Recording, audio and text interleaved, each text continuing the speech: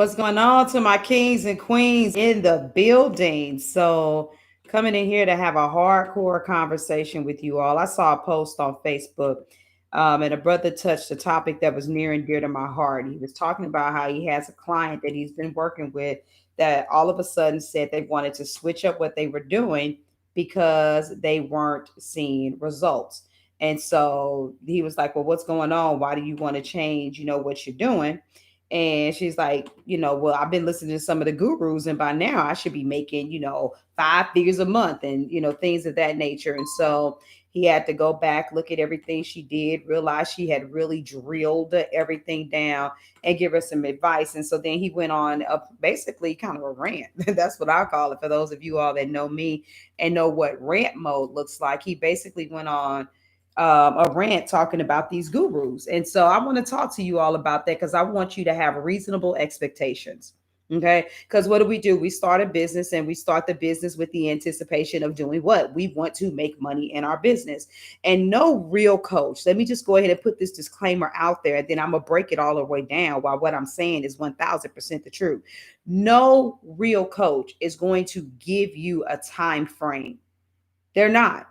That roundabout, you're going to make 5K and 10K or five figures. Those are roundabout statements. But no real coach that doesn't want to get sued is going to tell you, oh, start working with me. And I guarantee you're going to be making multiple six figures in X amount of years. They'll say things like, I can set you on the path to seven figures in 3 years. And, if you follow my strategies, you can make up to, you always have to read the fine print because the devil's in the details, right? And here's some of the reasons why a real coach wouldn't do that. Number one, just off of the strength that I don't know what you're doing when I'm not around. I don't know what you did before you came into my life. Like, I want you all to like really think about some things. So let's just say you come to me to work with me. You have this amazing idea and you want to put it out there. You got this revolutionary way for people to lose weight. You're a health and wellness coach and you think, "Oh, this is perfect. It's the springtime. Everybody wants to go on and get a diet." And what if I, as a coach, be like, "Oh yeah, girl, we finna rake up the bank. All you got to do is clarify a couple things with me. You do all these assignments, you do this work, and we get something out there. It's still early, and with COVID going on, people got time to catch up with their summer, bodies.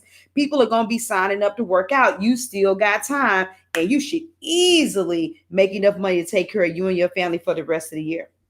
So, what if before you came up with this revolutionary idea, you tried selling Mary Kay? You're not even really into makeup. And you went through your phone and you burnt up everybody's number, asking them if they wanted this new thing you had to offer.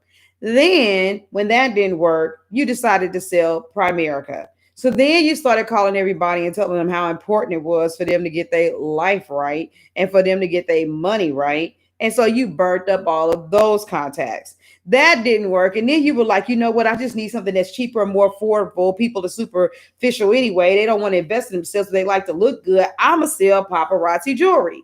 And then you burn up your list like that. And, if you come out, you can have everything in order. But then you could have so much bad karma that no matter how good your business idea is, oh, you're going to have a battle with you and God knowing whether or not you got some real integrity. Okay. So sometimes there are things that people have done professionally before they've even met me that could be damaging to them building a business and becoming profitable as soon as they would like. What about the nature of your business? I worked with a woman who wanted to heal people from church hurt, and she had a wonderful model. She wanted to charge people $1,000 a month to talk to them about their issues with church hurt.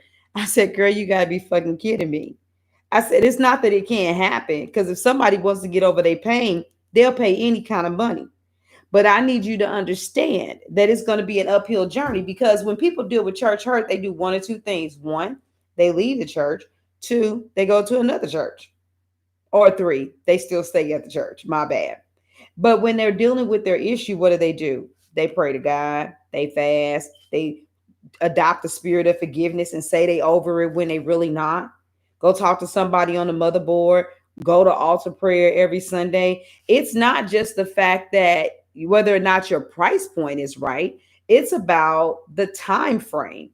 What's the cycle from when somebody sees you to when they finally decide to buy something from you? Okay. The other thing is that, a lot of you don't realize that so much of this entrepreneurial journey is rooted in confidence. Here you are saying all of these beautiful things that you want to happen, and you're telling people all of the results they're going to get from their product, but you sound like a boring ass bullet point list. And nobody necessarily really feels your energy and your confidence. They just hear you talking. And so it's like, yeah, that makes sense, but they're not moved. You know what I'm saying? That's why, there's so many different variables that come into play. So a real coach will tell you you got an uphill battle, like with the person with church hurt. A real person will tell you you got a viable product. I've even had a client before where I had to tell her the way that you plan on building your business is going to be decades before you start generating revenue. And you ain't gonna never get out your hole. You might as well keep your job. And that because they wanted to do some things with Barnes and Noble. I mean, with Amazon books, buy them, resell them. I'm like, oh my God. And then it was to a market that they had to convince that they needed to take this educational route any doggone way. And see, a lot of people don't talk about that. No matter what everybody says it does, educating your audience is part of your responsibility. Think about it. I'm educating you right now about having the right expectations for timetables of success. I educate you all by letting you know the pitfalls to avoid, the things that you need to. Oh my goodness. I was trying to squeeze this in before I go to bed. And as you can see, I'm really finna go to bed. But anyway, but I'm educating you, right? By letting you know the things that you need to know. And a lot of you all, you don't really educate. You just be like, hey, come and save money. You need to save more money. Hey, you need to lose more weight. Hey, you need to get your relationship together. Hey, you need to get your mindset right. Hey, you need to make more money in your business. But that's not educating people about who you are, what your brand is, what you represent. That ain't letting people know what you stand for. That's not even letting people have a level of awareness that, oh, there's another option.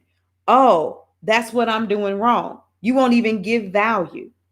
And so just understand me, Queens. I keep coming in here in this group and talking about this in particular because the vultures, the hyenas, they're out here. They are out here every single day trying to get something from you. I had a conversation earlier with the queen, and I was like, look, I'm not going to offer you one to one with me. I can't. And you know why? Because she didn't have a viable product in place. She was still trying to get her idea together. So if I had her paying me all that money, she was not going to recoup the cost. There's still a level of brainstorming that she needed to do. So I didn't offer her my bottom tier offer. I didn't offer, but I did offer her what she needed.